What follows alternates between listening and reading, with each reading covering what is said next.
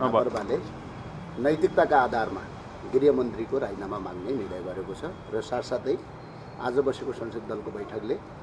अर्को के निर्णय गरेको छ भने सम्माननीय प्रधानमन्त्रीज्यूले नेपालको संविधानलाई ठाडो उल्लङ्घन गर्दै जेठ 15 गते हुने रापरपा लगायत दलहरू लगायत मिलेर हुने जुन जनप्रदर्शन छ त्यो प्रदर्शनलाई हिंसा भट्काउने जुन अभिव्यक्ति प्रधानमन्त्रीले दिनुभएको छ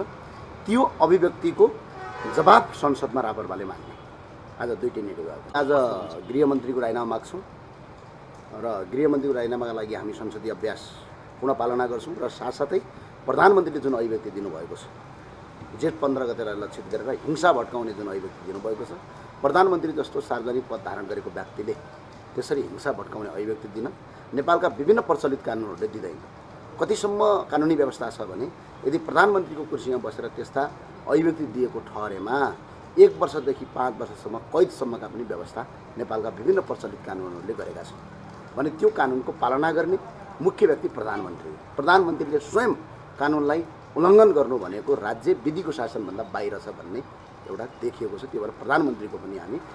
जुन अभिव्यक्ति दिनुभएको छ त्यो अभिव्यक्तिमा हामी जवाफ माग्छौँ। गृहमन्त्रीको भिजिट भिसा प्रकरणमा जसरी अहिले नामहरू जोडिएको छ यो प्रकरणमा गृहमन्त्रीको हामी राजीनामा माग्छौँ। हामी उभिन्छौँ, जवाब माग्छौँ र त्यस पछाडि सरकारले के गतिविधि गर्छ त्यो हेरेर अरू थप कदम